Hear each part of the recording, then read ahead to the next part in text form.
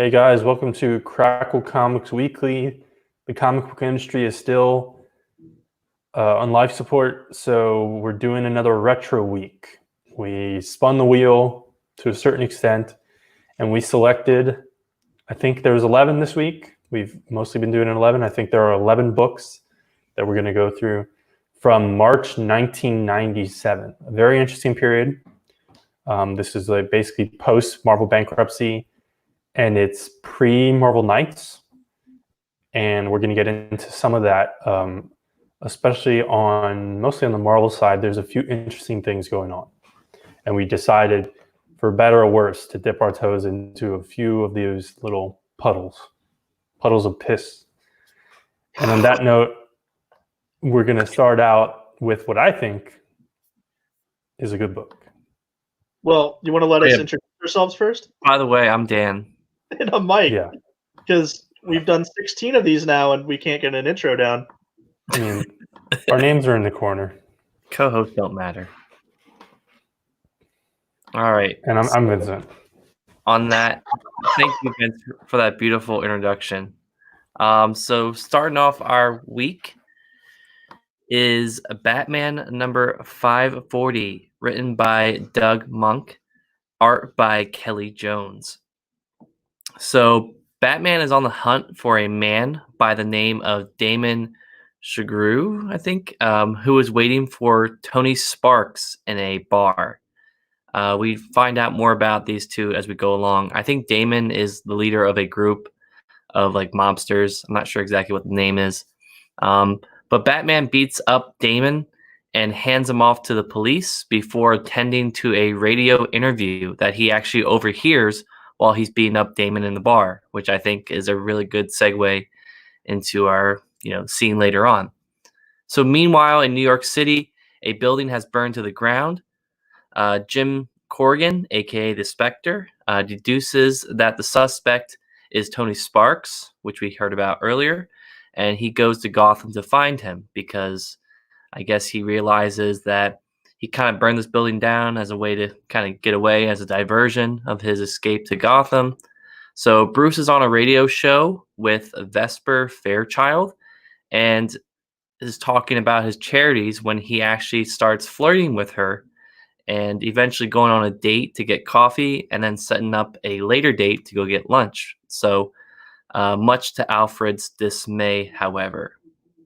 So while in jail, Damon kind of informs his lackeys, his informants that he has within the jail cells, that he needs to give Sparks a Gotham welcome.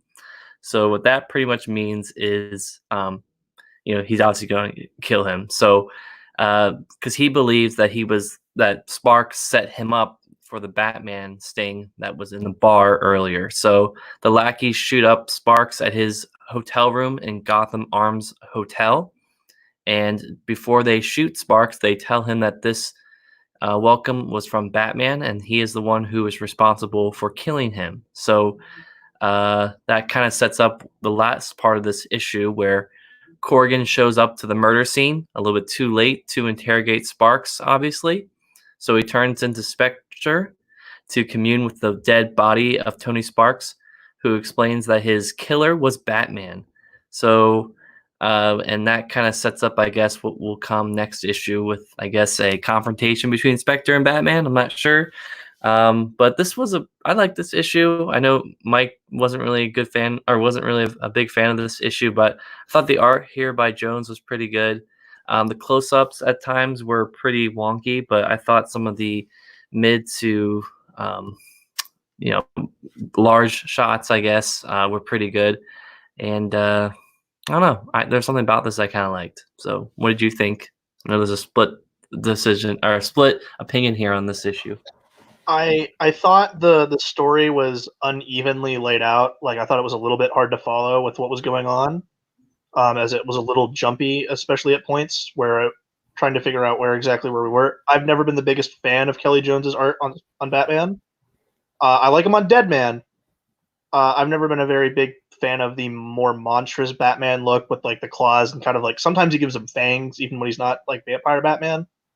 And now, I will say, as a proponent of Batman that has long ears, these ears are too long. So that's the Kelly Jones trademark is the big ears and long flowing cape.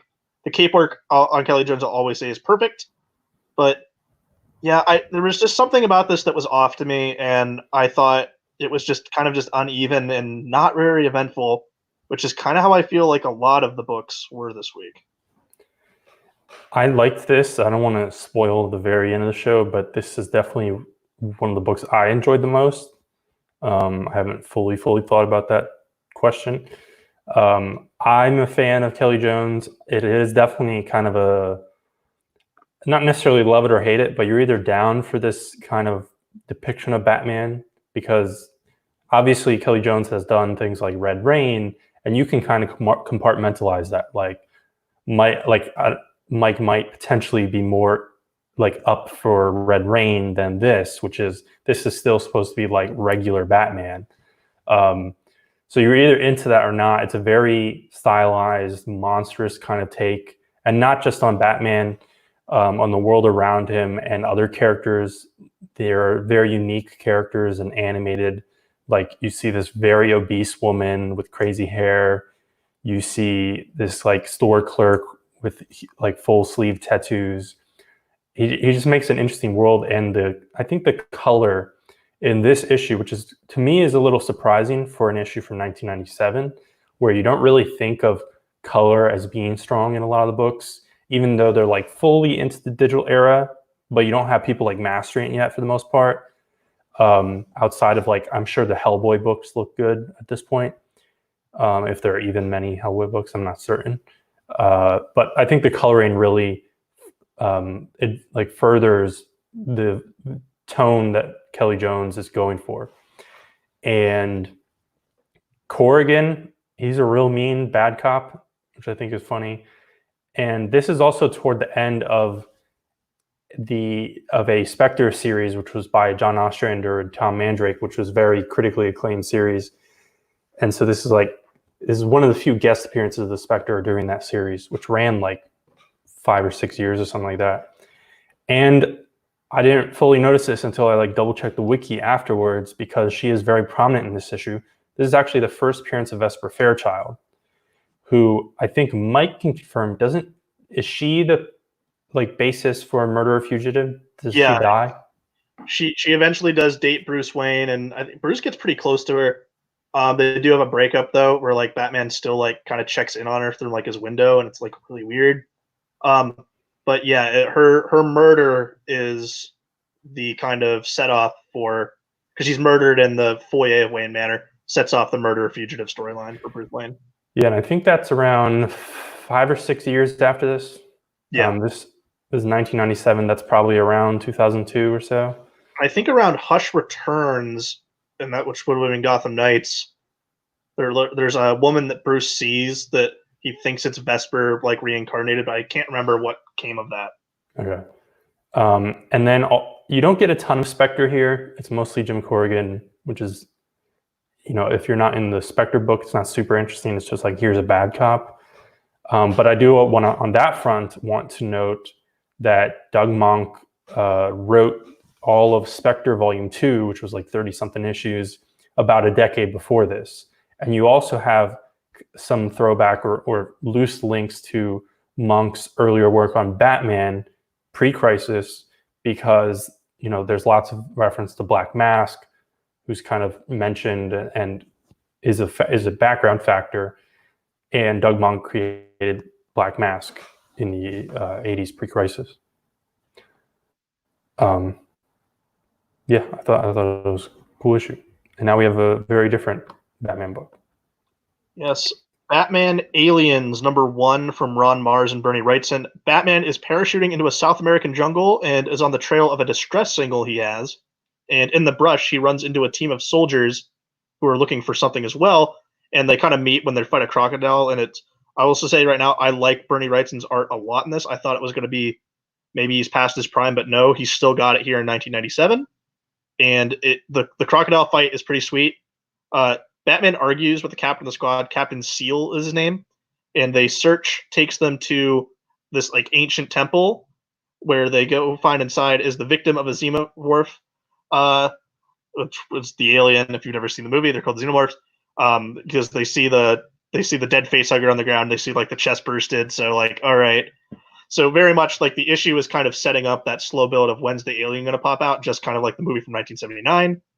And then kind of in the middle, we'll get two aliens attacks, and then it kind of becomes a little bit more like aliens, but not quite.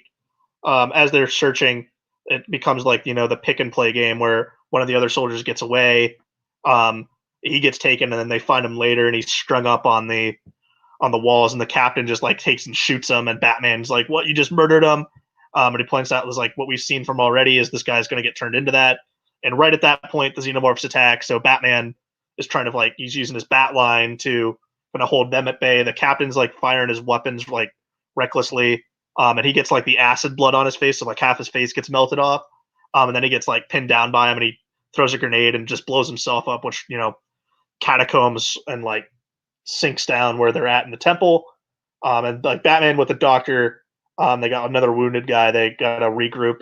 And the end of the issue is back to that crocodile, which is facing down an open xenomorph egg as it opens up. And of course, we know that the face hugger is going to pop out of it. So I'm guessing in the second issue, we were going to get xenomorph crocodile hybrid, which I'm sure by Bernie Wrightson could make that look really, really kind of creepy.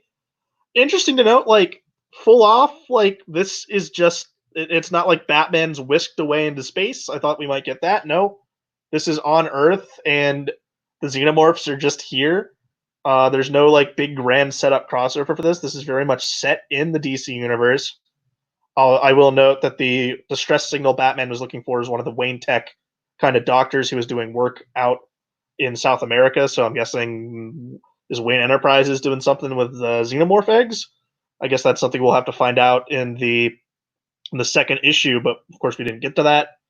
I like this a lot. I thought, though, just as it was getting really good, it ended, but that's Ron Mars, I think, definitely trying to play to the strengths of the movie, where it's that slow build to the reveal of the alien, which we definitely got here.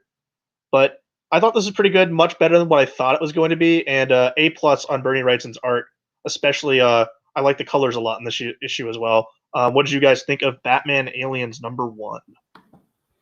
Yeah, I enjoyed the art. I thought Wrightson was good.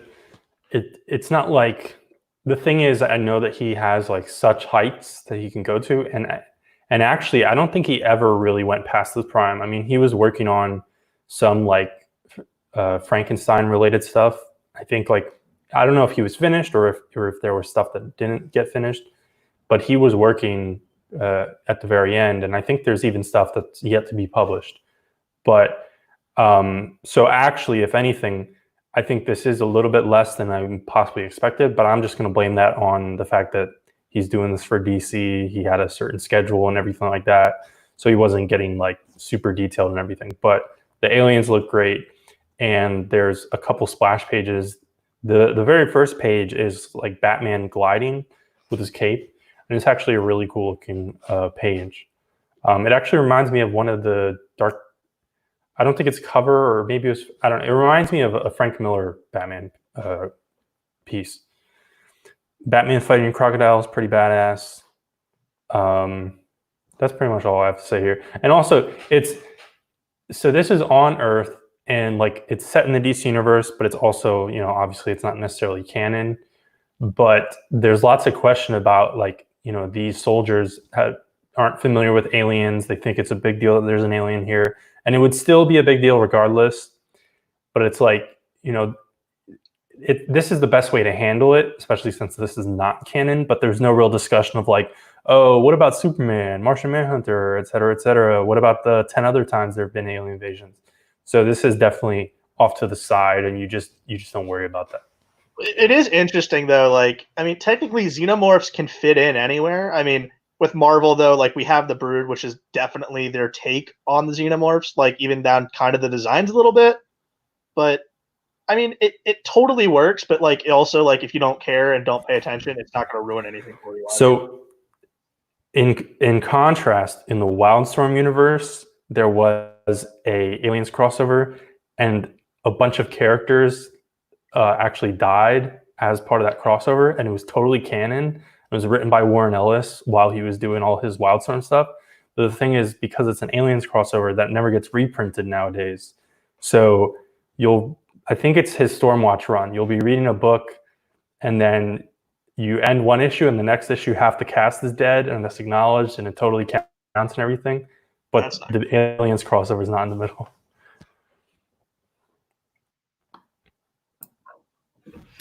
Yeah, I mean, just to chime in here too with my 2 cents, you guys pretty much hit on a lot of the stuff already. But I mean, looking at this book initially, I thought it was going to be like a weird kind of crossover. But the way it's handled, it seems really fluid, and yeah, all the stuff with Batman was pretty awesome. I mean, it's just in that setting, it's just really strange to see him, but I thought it was pretty good. Like he just like kind of rushes it, like he just kind of like tackles one of the xenomorphs almost too. Like he's like he doesn't really care, which is kind of sweet. Yeah, it's kind of tough to believe that all these people with guns, compared to Batman with just his fist, can take on a xenomorph. I mean, I can't see that. I'm sorry. In terms of, I know Superman Aliens exists. I think Green Lantern, that's Kyle Rayner, has a crossover. I'll say those definitely have more of a toe-to-toe, okay, this makes sense, than Batman. But, I mean, Batman's your biggest marketable character, so definitely he's going to get an Aliens crossover. Well, I think that's also like that's kind of the balancing act of the Aliens franchise, because in the very first movie, and it's the eternal contrast between Alien and Aliens, where you can either have the one imposing alien, which is scary as shit, as its own force, or you have a ton of aliens, and then they start being a little bit more able to be conquered and things like that. And I think if you went with the one alien, I think that would fit Batman very well. But also, like, it's a comic book, it's a crossover. They're going to want to show multiples. They're going to want to show these weird combinations with the crocodile.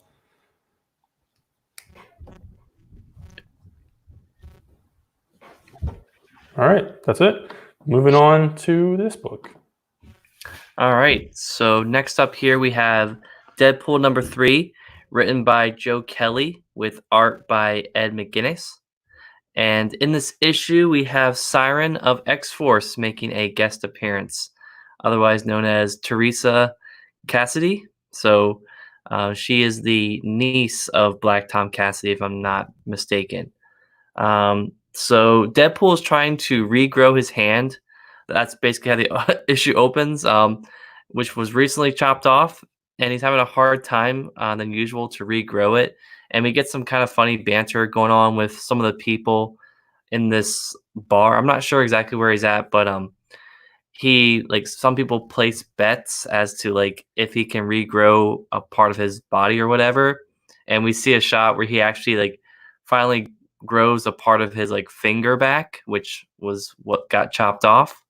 So that's kind of funny, but he then finds out that none other than Black Tom Cassidy has chopped off his hand and has sent Deadpool's glove back to him as a memento with a little like note written there to kind of piss him off. And obviously this makes Deadpool mad. He wants to figure out, he wants to get back at Black Tom Cassidy, and he goes to get revenge. But before he leaves, he visits Siren at the Xavier Institute to help track down her uncle, obviously, which I guess she's not really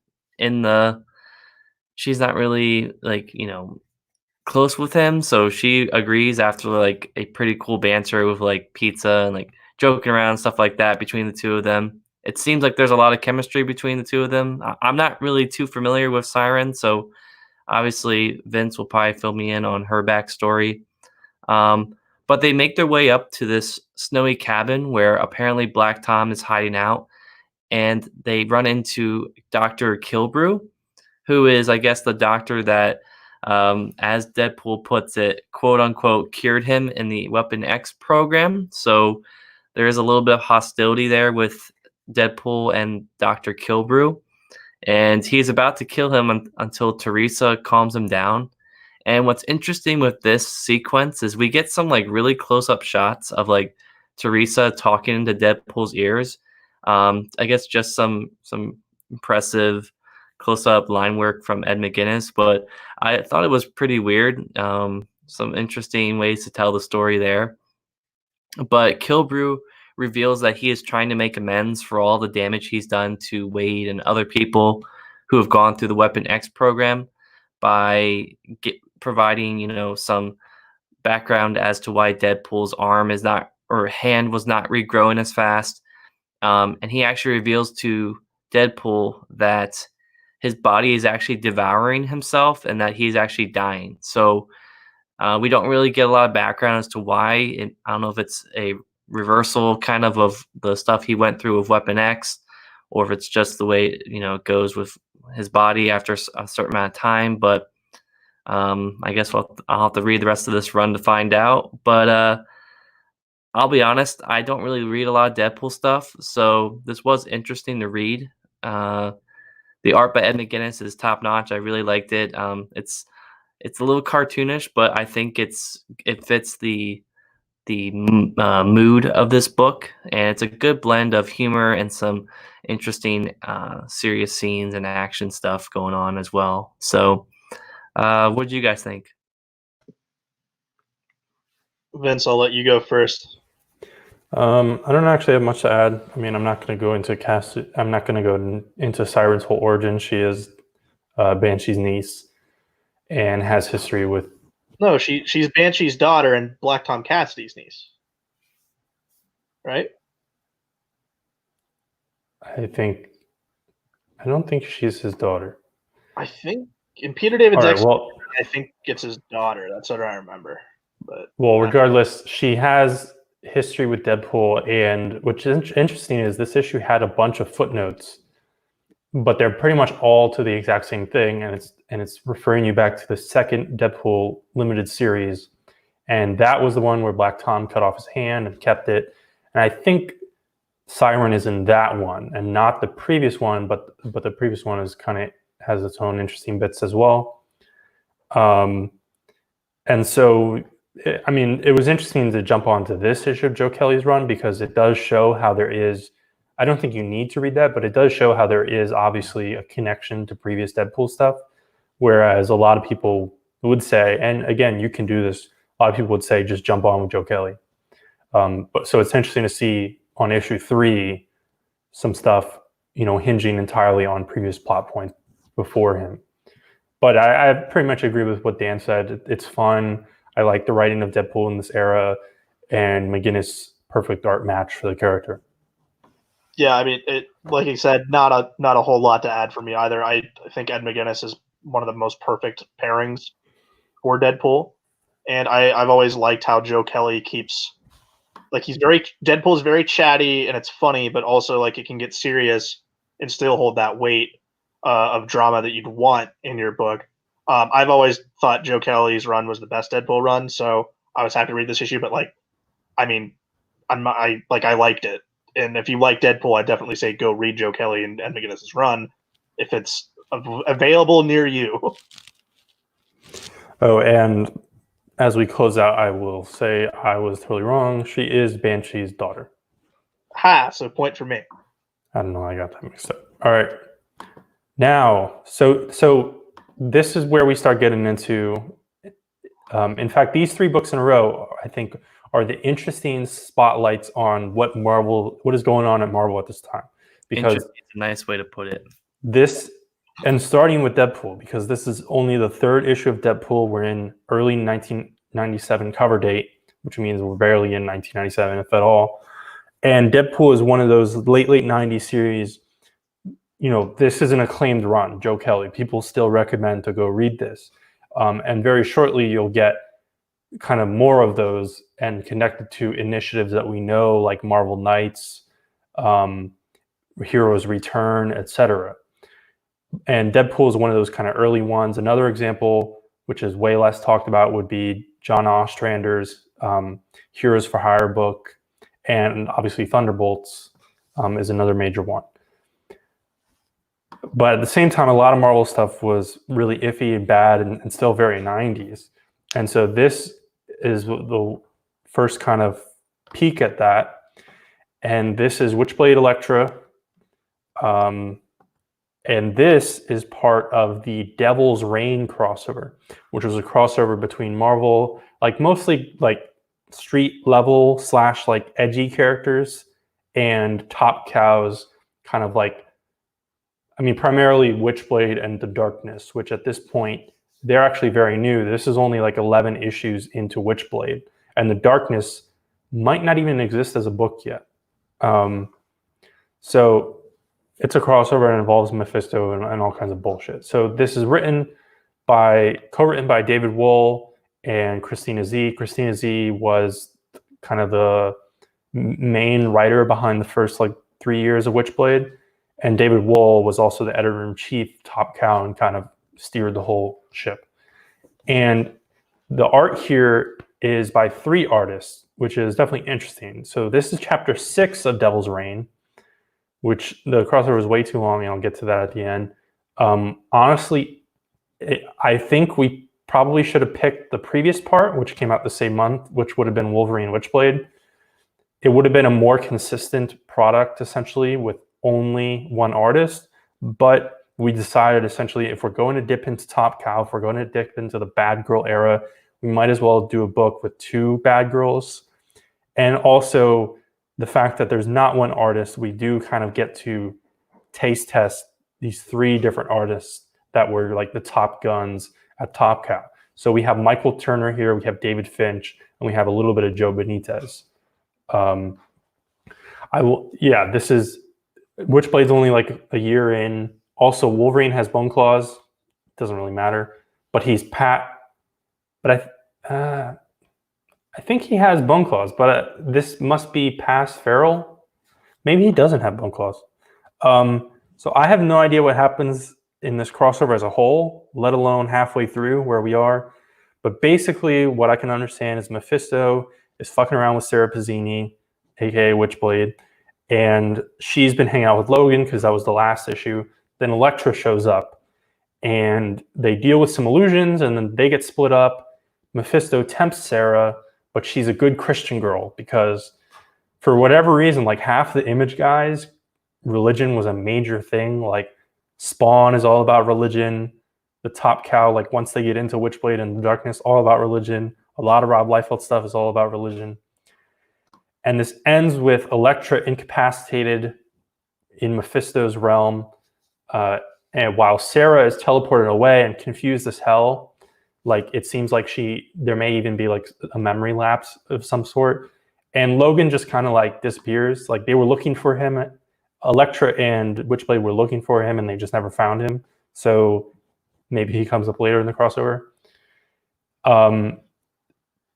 Before I get into kind of the actual art, this issue has tons of vertical pages, which was also a thing that a lot of the Image creators experimented with. And I feel like was actually a thing a lot with Top Cow specifically, because I flipped through some Witchblade issues and it was a thing often. Which, you know, depending on how you're reading this and everything, it can be, you know, you got to flip the books and everything. Joe Benitez only does 2 pages here, but it's one of those vertical 2-page, like double page sequences. And it's basically it's basically a splash page with Mephisto and then Elektra on the ground. And it's very interesting not very interesting. It's interesting to note the fact that they have these multiple artists and this Benitez page, because Mephisto appears on this page and then he's like 2 pages earlier, and Benitez draws him, like his hair and his facial hair, completely differently from the way Turner and Finch were drawing it. And the difference between Turner and Finch didn't seem to be as drastic to me. Like in the credits page, they say who did which pages, but it didn't jump out to me like, oh, Michael Turner's gone, here's the David Finch page. Again, based on what little we can tell, did this story have to be 8 to 11 parts, depending on how you count it? There's like an interlude, a prelude, half issue. No, and it's not good, but I'm not gonna lie, to me it looks kind of cool. What do you guys think? Oh, I felt so seedy reading this, especially when like the bikini bottoms on women characters start riding up more and more as the book goes on, and it's basically just bare butt the rest of the way. Well, that's inescapable with Witchblade. Like that's how the character works. Electra too. Yeah, but Electra, there's a few moments where like parts of her costume get like a little ripped and things like that. Okay. But I found this. I attempted to read this.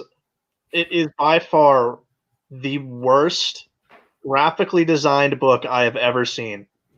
The opening credits page has so many logos and stupid designs on it that it is undeterminable what is what, and the credits page makes no sense as even like people's full. It's just like an initial and then name. Like it.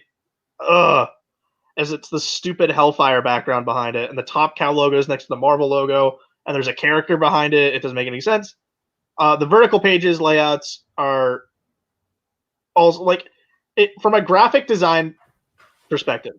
This is one of the worst lettered and designed layouts of a comic book I've ever seen. And then the story is like very, very 90s storytelling. And with the colors on the page, it's hard to read. So this was a 2 thumbs down in my book. If I can't read it, I can't tell what's going on. Fair enough. Dan, you didn't read this, did you? Okay. Oh, I'm glad I didn't. I would say you missed out. Bullet. Yes, I did. One book I did have the displeasure of reading. That's a little harsh. Actually, our next issue here for this week is Fantastic Four #5, written by Jim Lee and Brandon Choi, with pencils by Jim Lee. So our story opens to Ben and Johnny, Ben Grimm and Johnny Storm questioning Wyatt Wingfoot, who has broken into the Baxter building. Wyatt pleads with the 2 Fantastic Four members that he needs their help and that he is actually an undercover SHIELD agent. So he also informs the 2 that Reed and Sue, who have actually gone on a trip to Wakanda, have been actually captured by Doctor Doom himself. They actually tried calling them and calling Wakanda, and Wakanda's like, they're not here. So Wyatt's like, they definitely have been captured by Doctor Doom. So across the pond in Latveria, Doom holds Reed, Sue, and the Black Panther captive, where we get a brief explanation as to who Doom is. Over the years, there's been many, reimaginings, I guess, of Doom's backstory. But in this universe, the backstory is basically that Doom was at a university with Reed Richards. That's pretty much kind of the same story for most backstories with Doom. But he actually was associates with not only Reed, but Tony Stark, Bruce Banner, Hank Pym, this other guy named O'Reilly, which I'm not too sure who that is. It's escaping me, but they were all working on this exosuit project in college that ended up backfiring, and it resulted in Doom's creation. And like I'm okay with that. It just seems kind of coincidental that all these major characters in the Marvel universe all were in the same college, but I guess whatever you want to do to kind of tie them all together, it's fine with me. So anyway, after that long explanation, Doom explains that he is creating a device that will harness the same power that gave the Fantastic Four their powers. And we find out that this device is being powered by the Silver Surfer himself, who is revealed to be like on this like table, getting like this stuff like sucked out of him, like the power cosmic. So that's a little disturbing to see that. And Doom's like, I need you, Reed. I need you to help me finish this device so we can, so I can use this to get this power. And he ends up blackmailing him by holding Sue hostage, and then a fight breaks out. Reed and Sue are recaptured, and Reed is forced to help Doom on this machine. Black Panther gets away though, and actually escapes like outside the castle, where he actually runs into Ben, Johnny, and Wyatt, who have actually landed and are approaching the castle to hopefully save Reed and Sue. So the end of the issue kind of has all the other heroes kind of meeting up. there's also an imposter like Wyatt Wingfoot like clone that is helping Doom, and towards the end of the issue, he actually turns on Doom and works to help the other heroes kind of gain access into the castle. And at the end, we find out that this imposter Wyatt was actually using the heroes to get to the device that Doom was working on so that he could reveal himself to be none other than a scroll. And he steals his power from the Silver Surfer to grant himself the powers of the Super Scroll. And we get the last splash page that shows the Super Scroll that has come to fruition at last. So a lot of classic motifs and storylines and characters and plot threads going on here, kind of with this issue of Fantastic Four. As we kind of mentioned off air before we came on here, this issue is a little wordy to get through a little bit. It feels really long, even though it is, I think, just a regular 22-page issue. But I thought it was okay. There's just some things I felt like could have been trimmed down a little bit. But what did you guys think? Yes, I very much agree. It feels like it's like 5 issues. There's so much packed in here.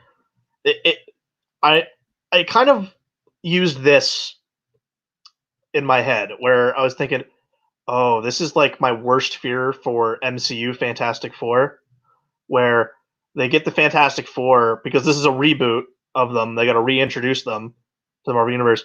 So we're trying to flung like they meet could go to Wakanda for the first time, meet Black Panther, but also here's Doctor Doom's first appearance. Like, because I think this whole run is only 12 issues, so it's just like compacting all of the stuff that Stan and Jack did in like 12 issues, or at least that's what it seems to be, and it's just overly long and overwritten and doesn't have any time to breathe because you're trying to hit on all the big beats from the iconic storylines here. So to me, upon like jumping in here, it looks like we're trying to get Black Panther's intro here, but also get the first Doctor Doom, and it's just kind of muggy and muddled and messy, which I guess I just said 3 words that are the same thing, but yeah.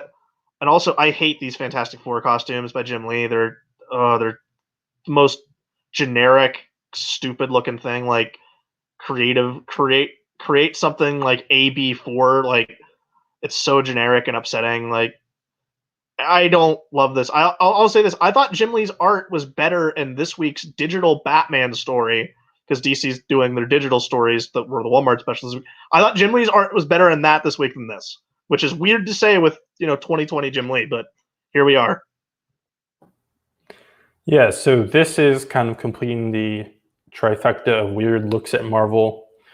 This is Heroes Reborn, and we decided to read the Fantastic Four issue rather than one of the other books because generally this is considered like I don't even want to say the diamond in the rough. This is the least unbearable one out of the 4 titles.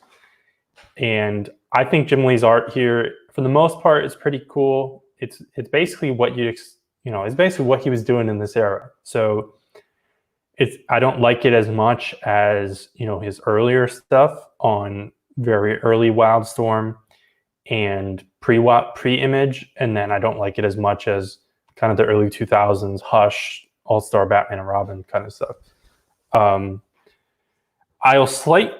So all of these series run 13 issues, but the 13th issues are all crossover with Wildstorm, blah, blah. I slightly disagree with you because, like, yes, Stan and Jack did like 104 issues or whatever, but like issue 3, here's Namor in just issue 3. Issue 5, here's Doctor Doom in just 1 issue.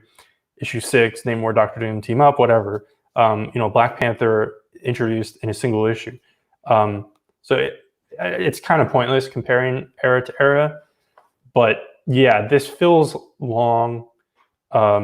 There's also other stuff, like there's subtle, I don't want to say subtle, but there's other like throwbacks that they're using this, because this is a reboot, they're using it as an excuse to show some of these like nostalgic moments. In the beginning, the Human Torch uses his powers to shave Wyatt Wingfoot, which is like how Johnny originally rediscovered Namor, like as a homeless person. So it's just like, it's so weird that they like wanted to force that in. but yeah, basically, Heroes Reborn. The quick 101 is that all of Marvel's most popular artists left in like 1992 to form Image. Marvel went through some rough times, and for the most part, at a certain point in their roughest period, some of their roughest books were what should have been kind of their star-studded flagship books, kind of their mainline universe. So Captain America, Avengers, Iron Man, Fantastic Four, and kind of Thor. So they relaunched 4 of those books in this different continuity and brought the Image guys back, or at least basically Jim Lee and his crew, and then Rob Liefeld and his crew, just those 2 corners. And this is set up through Onslaught, because at the end of Onslaught, all these characters die, but actually Franklin Richards puts them in this pocket universe. And yeah, I think the fact that they're all or that they were all students together is like very contrived bullshit. But we've also seen Marvel kind of move towards that through the years in other adaptations and within the main comics. Like now, as of Original Sin, Tony Stark and Bruce Banner have more complicated backstory connections. And I don't really like when every single character is tied in their backstories and everything like that. It feels really cheap, even if like Marvel arguably has more of an excuse because everyone is in fucking New York. So it would be more believable.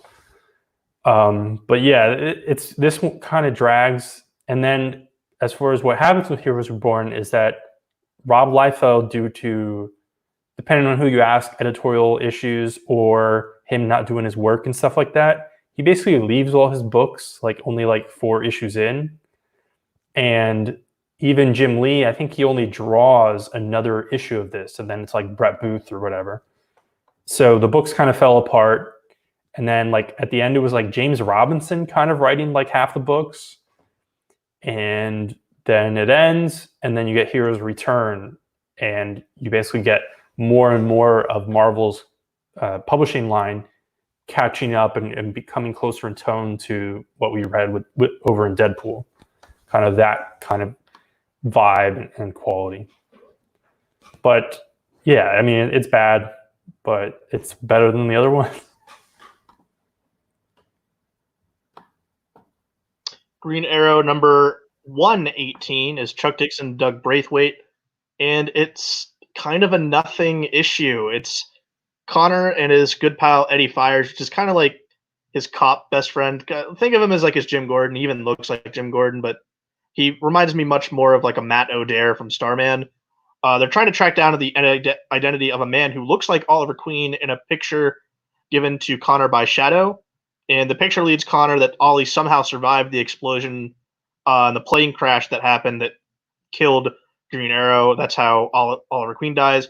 And they rig up like a plane, or Eddie Fires gets a kind of like a deal worked out where they get a plane and they get into it and they got to make this like jump out of it, and they get separated in the jungle.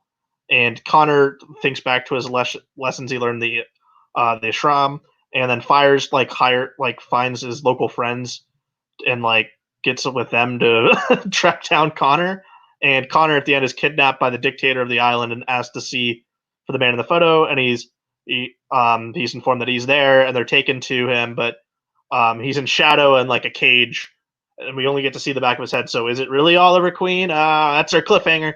So just nothing really happened in this issue. It went by so fast, and then nothing really happens. So it was disappointing to see that. I was like, not even like really any action or anything. It was really really a letdown. I'll interested to know that Doug Braithwaite is credited as Dougie Braithwaite here, but yeah, I'm disappointed by this because I know that Chuck Dixon can do better. Yeah, I didn't catch this one this week, but I like all the art of this era of Green Arrow, both Braithwaite and Rodolfo DiMaggio, I think was the previous guy. Connor Hawke is kind of, no one really talks about it. Yes, and Hitman number 12, Garth Ennis, John McCrae. So we open with Tommy Monahan, who's Hitman, and Green Lantern Kyle Rayner, and Gotham City Detective Deborah Teagle. They're just eating cookies as they're working on their plan for Tommy to meet with the CIA agent who is like corrupt, CIA agent Truman, who's like corrupted after Tommy.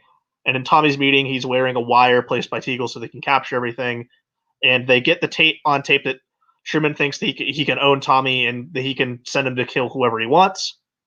And outside the meeting, there's a sniper setting up to try to take out Tommy Monahan. But Kyle Rayner springs into action, and Green Lantern and Tommy team up, and they're able to get the sniper, but Tommy kills him. And Kyle isn't truly happy with like all the killing that's done, but he hopes that Tommy eventually changes, and they go on their separate way. And Deborah Teagle was on suspension from the GCPD at that time, and he like kind of is like, hey, at least I have this to use. And she goes her separate ways with Tommy, and Tommy just goes on his merry way at the end. Very kind of a fast break issue.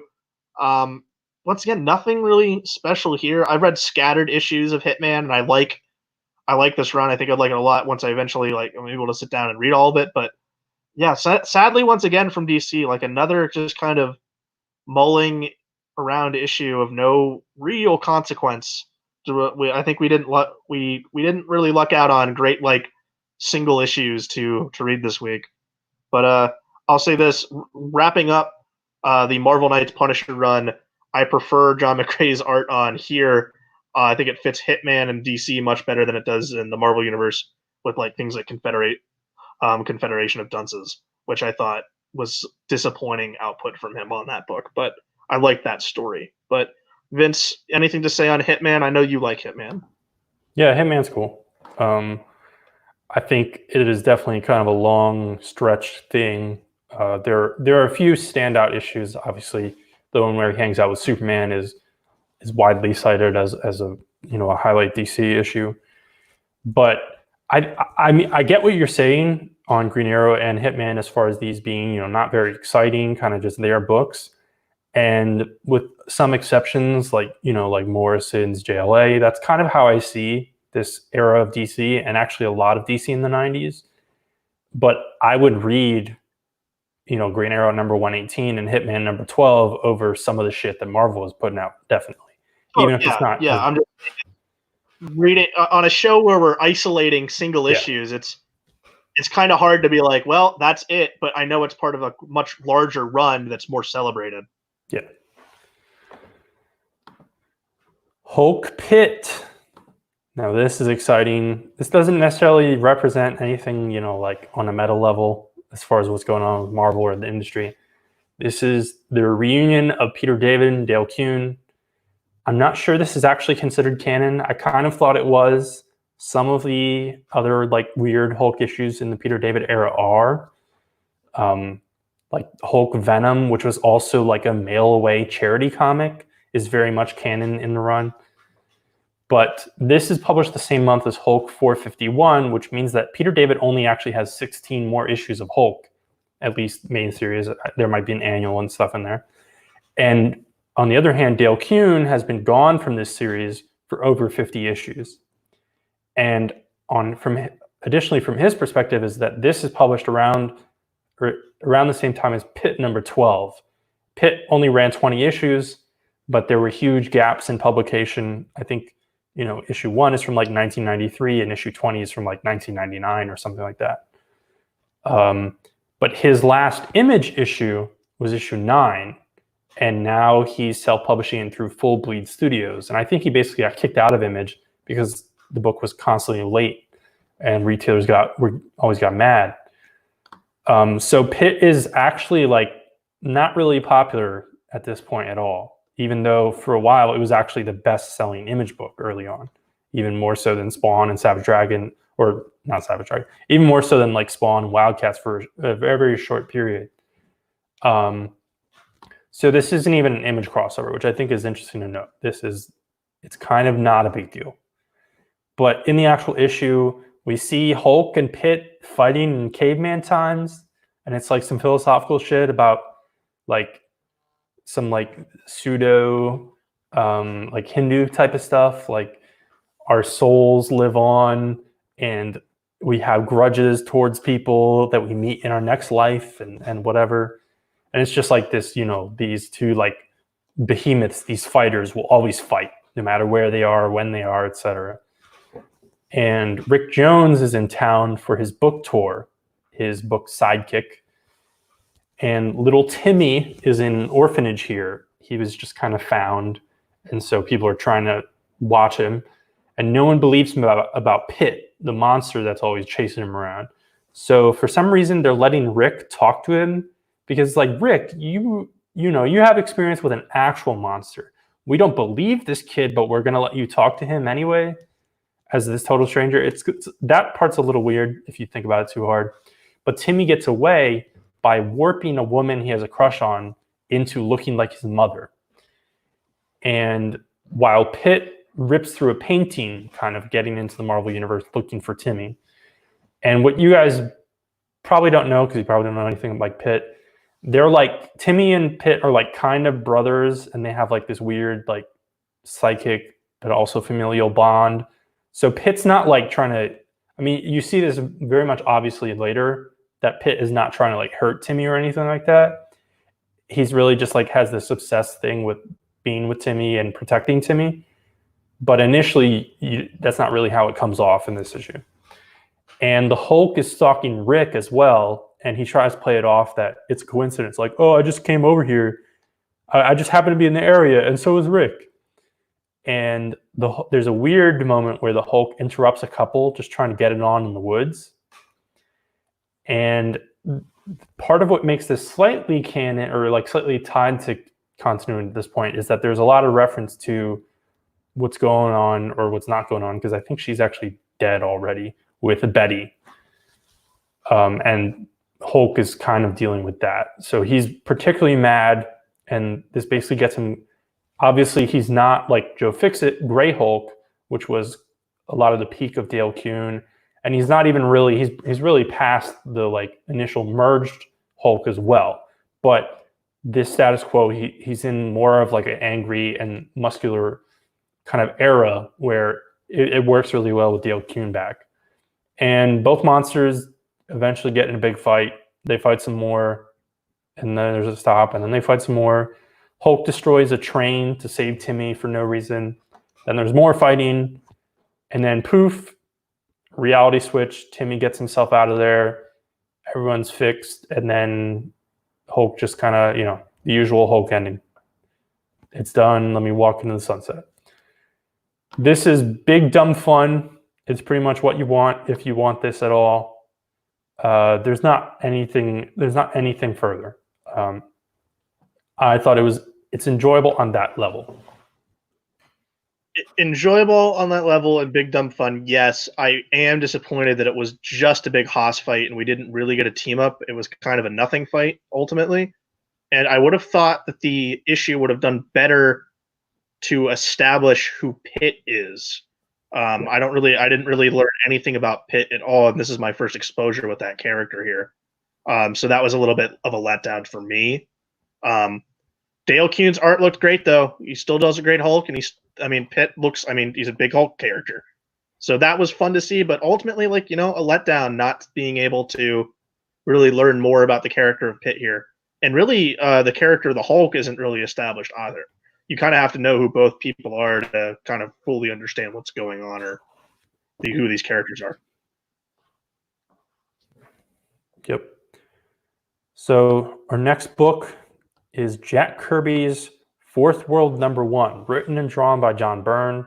So we read Byrne's first issue of Wonder Woman on one of these retro shows, which ended with a tease for Darkseid. And so this era of the Fourth World essentially launched out of that first arc of Wonder Woman, but Byrne wasn't exactly involved. There was a New God series, there was a Mr. Miracle series, and the very obscure Tachyon. And all those things ran about either slightly over a year or just under a year. And Byrne took over writing and drawing the New Gods book with the last arc, and also brought in Walt Simonson to do covers. And now that same creative team is relaunching here essentially with a slightly different title for a run that will last around 2 years. And the line-wide event Genesis is kind of the core in the middle of it. Genesis is very controversial because it attempted to retcon basically like most of the superheroes in the DC universe as being related to like cosmic happenings in the fourth world. And it was a weekly released event, and basically every DC fan and all the other writers just decided like, we're not gonna acknowledge this. We're just gonna move on, and it's not a thing. And so it really was only relevant to the other books that Byrne was on, which is this and Wonder Woman. And at the end of the series, it's effectively relaunched again, but actually with a gap of a few years by Walt Simonson as Orion. But this, and I said a lot of that because honestly, that's how it feels reading this issue. Most of this issue is recap of the original Kirby lore of the Fourth World and the backstory behind that, the war and the pact of switching the suns. And now, with the current status quo, we get a little bit of that, is that Apocalypse and New Genesis are formed together. And then the big tease when we're going to get into actual stories is in the end of this issue when Thor shows up. And yes, it's not Marvel Thor, but it's Thor.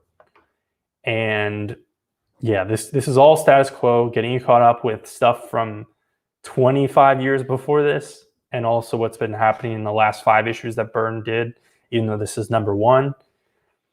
And Byrne does a good job aping Kirby. I mean, I think the art looks fantastic in this issue, and it's very interesting. I don't fully understand it, and I didn't think to like really dig into the research, but a bunch of these pages, there's like, it's like when an artist does an homage, they'll do their signature, but then they'll do like after Jack Kirby, and you get that on a bunch of pages here. So I don't know if Byrne is recreating some splash pages from the original Fourth World, or if he's trying to. But there's also like years on them. It's like Kirby 71, Kirby 72. So I don't know if that's just referring to the source of what he's pulling for, or if he's like trying to get very specific and replicating the slight changes in Kirby's style year to year. I don't understand those, but they're very interesting to think about and possibly look into later. If you didn't know what the Fourth World is, and don't want to read a book from the 70s, this is a good thing to check out. And also, if you don't want to read this, just watch the Superman the Animated Series episode, which does everything this did in about 2 minutes. They go through the origin of Apocalypse and New Genesis, a pretty good basis. But I felt like I was reading a textbook here, which is so sad because so much text takes up the great art of John Byrne. It looks fantastic. This looks better than his Wonder Woman that we saw, but like. Him, like you said, adapting Kirby, it looks great. And I've always said that John Byrne has a great dark side. His dark side shines here, but like everyone looks the way they should be. He's crammed a bunch of characters on the page. It's just really sad that it's like a textbook when it comes to the writing of this. Dan, what did you feel on New Gods? So this is actually my first exposure to any type of reading, any type of reading anything related to Jack Kirby's Fourth World. So it's interesting to see it because, I've heard a lot of backstory of it and how much, free reign kind of Jack Kirby got when he originally made this series back in like the 70s. So it's interesting to see, Byrne's take on it. And obviously he does Kirby homage. I mean, Vince, you kind of read my mind with that comment you made about some of the panels being recreated. I'd be curious to see what the research is behind that, and if there was any recreated panels, because like there are some like that just look like Kirby drew them, and like Byrne went back and kind of recreated them for this story and recap purposes. So it's interesting. I know there's like a huge omnibus out there for it that you could probably kill someone with, but I don't know. It's kind of piquing my interest a little bit into reading the end stuff, but I don't know. Just know that huge omnibus is everything for it. You can just buy New Gods and be fine. Yeah, I think that's probably where I'll start. So I own the New Gods trade paperback and Mr. Miracle. I don't think I'll get Tomorrow People or Superman's Pal Mules, and I've heard those are the two. Yeah. Well, and Superman is the face is inked over, so keep that in mind. Yeah, I just heard a lot of people say that, like, I mean, obviously this is other people's opinions, but I feel like a lot of people say that like the entirety of it wasn't too good, but there's some stuff that you can pluck from it that are okay and good. Yeah, if you're to anyone that's interested in it for the Jack Kirby stuff, track down New Gods and then track down Mr. Miracle. And if you really like it, maybe go with Tomorrow People and then Superman's Patrick Muleson. But those are the two that are the big kind of celebrated ones. But Starman, For the Forever People. the Forever People. Did I say Tomorrow People? Yep. Whatever. James Robinson, and interesting note, Craig Hamilton on pencils, not the original kind of more celebrated artist of Tony Harris, who was here at the start. This is a Times Past issue, and it's focusing on the alien Starman, Michael Thomas, and it's in the 70s, and he's in a disco in a bathroom snorting some cocaine. And at this party, he's visited by another alien of his race called Comac, and he informs him that they're the last of their race and he's dying. And we get some backstory on their alien race and the war they fought with, I think, the war on Daxam. And he was originally sent here to kill him until he found out that he also has a love for Earth and its people. So he proposes that they're going to do combat inside this like kind of fight simulator that he's carrying on him. And whoever dies in the fight dies in real life, but they'll just like pass away in the booth so they won't hurt anyone around them. And Mikhail agrees to do that, and they go inside. We get this great kind of light show display. Mikhail Thomas's powers come from a gem on a necklace, and then later it's like embedded in his chest, so he's got like laser beams shooting all over. But he wins, and Comac dies in the booth. And walking outside, Mikhail reflects on like what transpired and what but he's then like kidnapped and like injected in the neck with something, and he's kidnapped, and that's showing us what initially led to his disappearance in the world. Because Jack Knight early on in the Starman series tracks him down at a circus. And the Shade's writing about what he thought of Mikhail Thomas. But Jack Knight realizes that Mikhail didn't join that circus until he found him in 1988, but he vanished in 1976. So he wonders what he did for those 12 years. This is a good Times Past issue. It's not one of my more favorite ones. I'm actually working through the series right now. I think I started the 5th omnibus today. There's definitely better Times Past issues, but this is the first one focusing on this particular Starman, and it's good.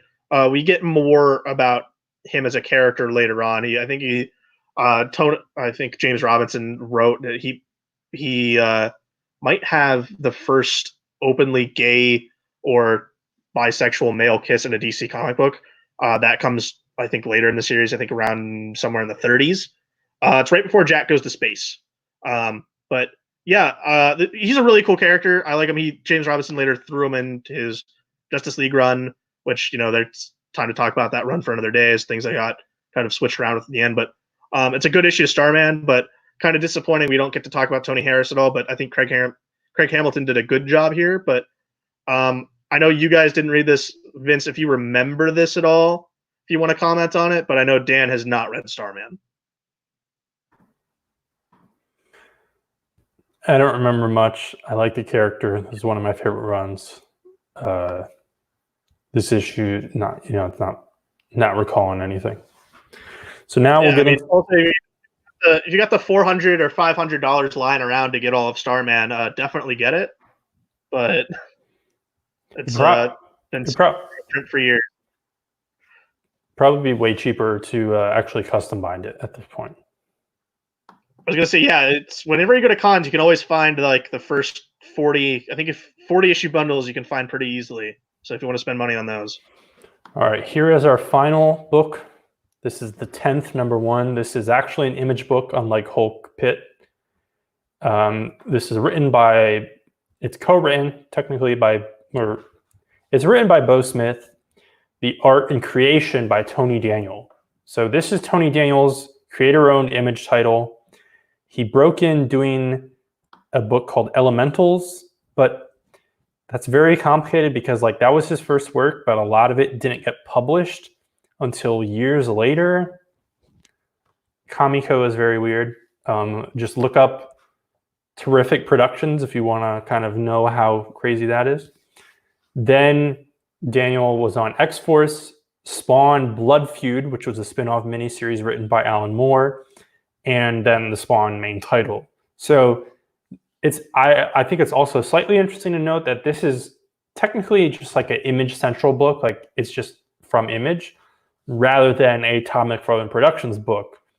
And that's particularly interesting because Greg Capullo, who was the other big or the bigger kind of Spawn understudy, he launches his creation, The Creech, through Todd McFarlane Productions like later this year.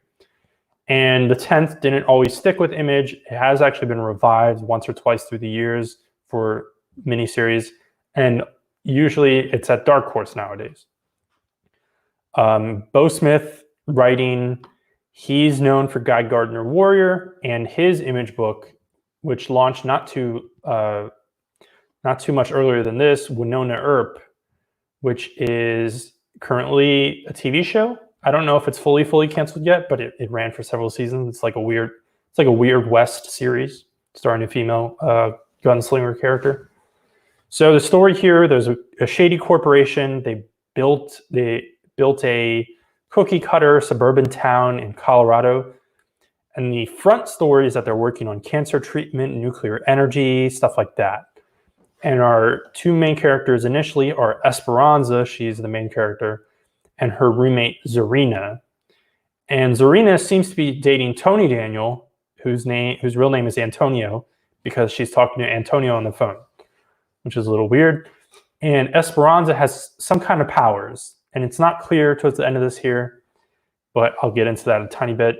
While the 10th escapes from the labs, from the shady corporation, he's not very clear either. He's like half dude, but mutated or experimented with in some way. He's covered in bandages for a lot of this issue. He's fueled by blood in some manner. And there's discussion of he kind of has like different forms. And the corporation leader, they're all freaking out because the 10th has escaped. And he is set up pretty effectively as a creepy, murderous fuck. He like stabs this guy through the back of the head. And so the 10th is number 10, but we also see number 3, aka Kill Crow, who is like this weird like scarecrow guy who's sent to try and find the 10th, and he has like a flock of crows. And then Esperanza, whose nickname is also Espy, she does show her powers and kills a ton of the crows when they go after the 10th, but in the process obliterates all her clothes, which is kind of similar to the Adam Warren title Empowered in a way. And she has some kind of connection with the 10th, like some kind of psychic connection or destiny bullshit. And at the very end, we get introduced to a ton more characters, like in like 4 pages. There's this woman with purple hair, high platform sandals, and a puma. Then there's another one of these like 10 villains, whatever. And then we get a tease that the 10th is going to transform to his predator form right as the issue ends. So I was familiar with the 10th vaguely, like I know it was a thing, but I didn't really understand the concept. I thought it was kind of like in that Hulk pit vein, which, see previous part of this episode, but I guess it's not, but it's hard to tell.